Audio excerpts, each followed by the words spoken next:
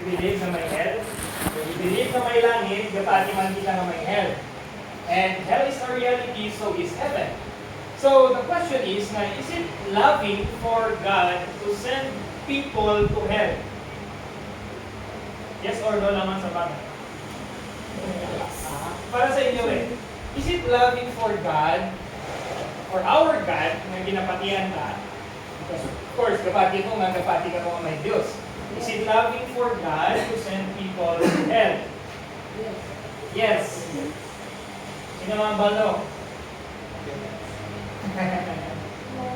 No? Sino mga balo? Kamu din? No, kamu ba yan? Okay. Sige. Actually, ang akong nga answer, ang akong nga question, salang akong na pangako. Because God is not the one sending people to hell. Ano? It's yourself. It's yourself. Ano ang bagong yan? Free will. Free will. Okay. So, ang pamangkot ko nga is if loving for God to send people to hell is not actually a good question. Kaya it is not God who is sending people to hell. A loving God will not send people to hell. Okay? A loving God will not do that. He is not the one sending people to hell. Tsaka ito, manungali na. It's your own choice. Free will. Sabi na. So, the follow-up question is, why is there hell? Nga may impyerno. Nga may impyerno. We believe that hell is real, pero nga may impyerno. Parang sa makakasala. Hindi ko tatanggap. Sakto lang. Support team. Sa mag-greenot, kita ko na. Grabe nga sa okay? Although jokingly, no? Pero sa iba, ano may, what's the purpose of it? Hell is a place of judgment. Para maparusahan mo, makasasala. Okay, para sa? Mga makasasala. Place for sinners and for Satan. Ano yung sa ang word ni Satan? Or ang Ay, hindi ko nga. ano? Tulungan. Tulungan. Okay. Do you know, na dito sa impyerno, we imagine hell as Satan being the king na siyang kasugo. Ako, munin brown nyo. Ibugang niyang kalayo kay doon tama ang damo niya masala. Bugang niyang kalayo to sa iya. We imagine Satan as like the king dito sa impyerno. But do you know, na dito sa impyerno, Satan himself will also suffer. Satan himself will also suffer dito sa hell. And it's not a true connotation and imagination na dito sa impyerno niya siya ang hari dito. No. Although we think na ito harian ni Satan ang impyerno, but even in hell, not only na ang kalag sa mga magpasala, kaya hindi kanto kay Jesus ang suffer dito, but even Satan himself will suffer. So let me read to you, before I will pray for you. Let me read to you sa John chapter 3. We are familiar with verse 16, pero basahan ko after sa sinanga passage. John 3 verse 16, for God so loved the world, for God loved the world so much that He gave His only Son, so that anyone who believes in Him may not die, but have eternal life. For God did not send His Son into the world to be its judge, but to be its Savior. Next verses, somebody agree? Those who believe in the Son are not judged, but those who do not believe have already been judged, because they have not believed in God's only Son. Last verse. This is how the judgment works. The light has come into the world, but people love the darkness rather than light, because their deeds are evil. Now, we believe that there is hell, and we believe that hell is prepared para sa mga kasala, for Satan. And do you think you are recommended or makapasa ka man yan dito sa langit? Hindi ka kasali. Yes, Let's imagine ang ginagawa sa gate sa langit, and Okay, ikaw, Toto, Darwin, anong ngalan mo? Ano ang rason na pasundot ka sa akong anak? What will be your credentials? What will be your reasons?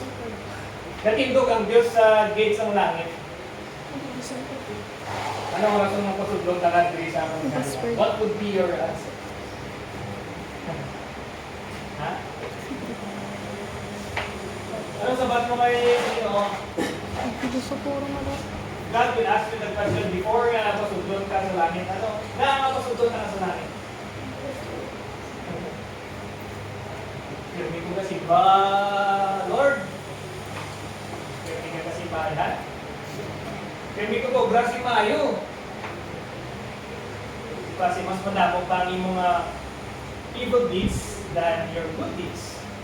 So I don't think that's a good answer to the Lord. Let's admit nga tanan kita ay your silence would mean nga hindi ka mo sure kung ano yung sabat. Tanan kita mga magsala kita. And if we will go through that gate, hindi kita kabalo kung ano ang the only thing that we can show to God is ang atong na sinfulness. No one is fit to go to heaven. That's the message of the Word of God. Amalia, tanan kita makasasala kita and no one is fit to enter heaven because we are all sinners. And we sinners, ako makasasala man ako, tanan makasasala kita, we are reserved for the place of sinners, which is hell. We all deserve hell. You deserve hell, I deserve hell, kahit tanan kita makasasala. But this is one thing that I want to share to you before we come and pray. God did not come into the world, for God did not send His Son into the world to be its judge, but to be its Savior. Why nagkadto si Jesus para mo ikaw makasala ka, ikaw. Why na ginambal nga ikaw, why na yung daw sa ato, ikaw makasala. Sometimes we are judgmental ourselves. But it's interesting to know and to learn from His Word na si Jesus Christ ang nagkarisa diri sa kalibutan. He did not come as a judge to point fingers at you and me nga ikaw makasala. No. Jesus came to save us. Para kung mapatay kita, kung sino man ang magtuo kay Jesus as His personal or her personal Lord and Savior, tagaan niya isang privilege to enter the kingdom. So if you will return the question to me, ikaw ba pastor, ano ang imo nga isabat? If you will go through the gate, ano ang imo sabat sa inyo? I will say to God, Lord, I don't deserve to enter heaven, pero someone forgave my sins and someone took the penalty of my sins para sa akin. And that is your Son, Jesus Christ. And so kung magtindog ako dito, I will not show my good works. I will not answer na ako, maayaw kong tao, but I will answer it, Lord, patawad ako ni Jesus. Kayo mga ginpadala dito sa lupa to save me from this sins. So, before I will pray for you, I hope na tanan ka mo diri, you will reflect upon that thought. Sigurado ka balayan kung mapalangit ka, mapatay ka, malulang ka diri sa kamundo. That's something that you are not assured of. Your life is miserable. Maski mag-graduate ka diri, mag-graduate ka sa college, you will have a good job, many money, or damong balay ka sa lakyan. Pero kung ang sabat mo sa pamangkot, mamatay, hindi ka pa sigurado palangit ka, everything is vanity. Okay, so let's pray. I will pray for you. And let's pray na kabay pa nga ako sa akin yung exam ni Ma'am. Yeah, let's close our eyes and bow our heads. And let's ask the Lord's favor sa sinina. Heavenly Father, I thank you for this opportunity to, even for a short time, maka-impart ako Ginoo sa mga pulong, your precious word to these students. And even kay Ma'am Ginoo ako ng salamat for the assurance that anyone na magtuo kay Kristo may latus ka pinaluwas.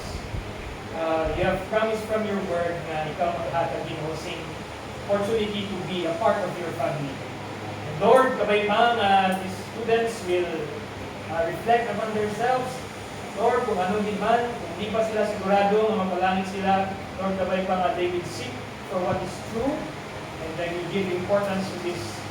Because everything in this world, they are momentary and they will all pass. Pero ang amon nga kalag is for eternity. Kabay pangatalan kami dili may sigurado na ako Ginoo papalangit kami. And I pray, Lord, na even sa ilang exam is today and dayan sa subwas, ikaw Ginoo mag-aatag sing alam sa ila and ang mga gin-review nila, nag-study nila, kabay pangatuman nila. And ikaw sila sa temptation to cheat. And kabay pa Ginoo, mag-give them grades according man sa ilang pag-review. Salamat, Gid, and looking forward to another opportunity to give you this students next week. It's our prayer, thanksgiving in Jesus' name. Amen. Thank you, Gid. Thank you, sir. Thank you. Thank you.